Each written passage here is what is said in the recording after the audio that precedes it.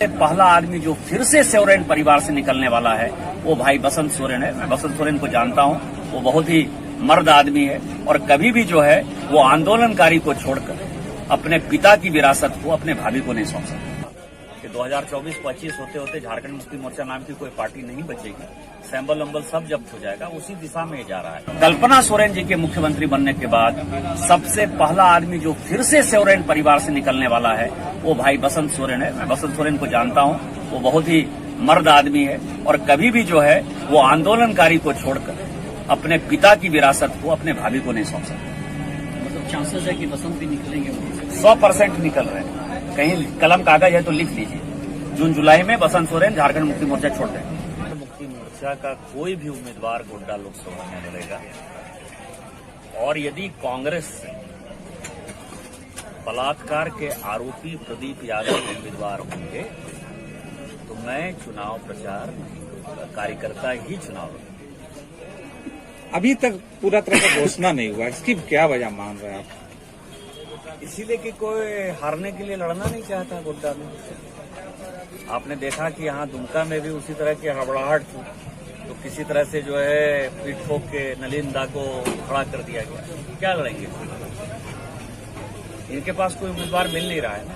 और कितनी भगदड़ है। जब मैंने कहा था, जो सबसे इम्पोर्टेंट आप लोगों के साथ मैं बात करना चाहता था कि मेरी बात को सुप्रियो भट्टाचार्य ने हवा में उड़ा दिया।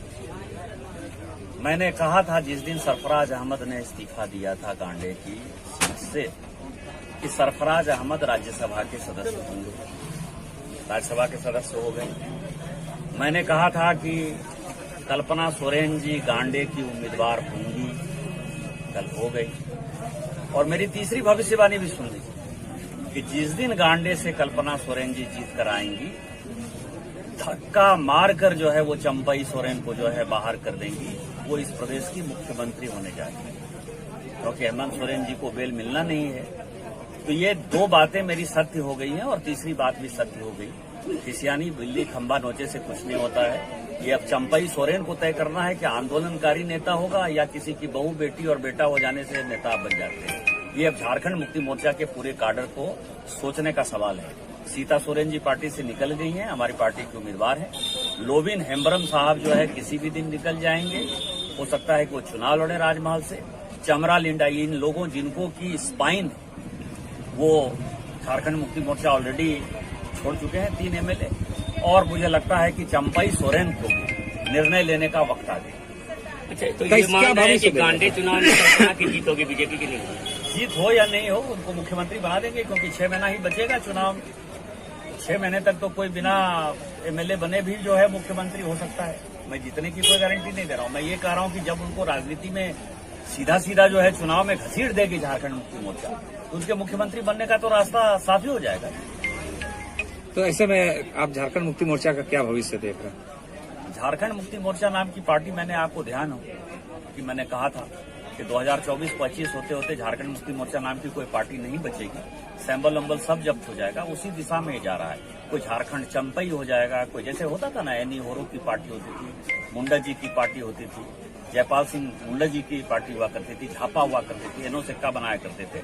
उसी तरह से आप मान कर चलिए ये झारखंड मुक्ति मोर्चा जो है, झारखंड मुक्ति मोर्चा सोरेन, झारखंड मुक्ति मोर्चा चंपई, झारखंड मुक्ति मोर्चा मथुरा, झारखंड मुक्ति मोर्चा लोबिन, कम से कम 5-6 भागों में ये पार्टी विभक्त है। सीता सोरेन अभी लगातार अपने पति के मौत की जांच की मांग कर रही है, तो आप कितना साफ है उनका? ये तो मैं 2009 से ही कर रहा हूँ। मैं तो 2009 से, मैं आपको बताऊं कि किसी भी व्यक्ति की अस्वाभाविक मौत यदि होती है तो बिना पोस्टमार्टम के आप उसको कैसे जला देते?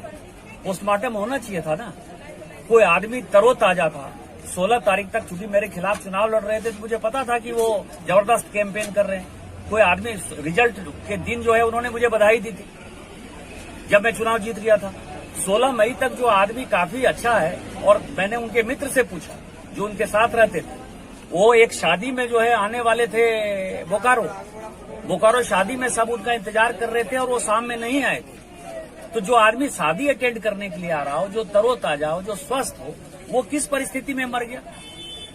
और उनके पीछे जो है लोगों का कहना है कि उनको सर में चोट थी। तो कोई भी आदमी मरेगा तो उसका तो पोस्टमार्टम होना चाहिए, और बड़ा आदमी मरा था, ये स्वाभाविक मौत है। तो निश्चित तौर पर इसकी सीबीआई इंक्वायरी होनी चाहिए, और जब हमारी सरकार बनेगी तो हम इसकी सीबीआई इंक्वायरी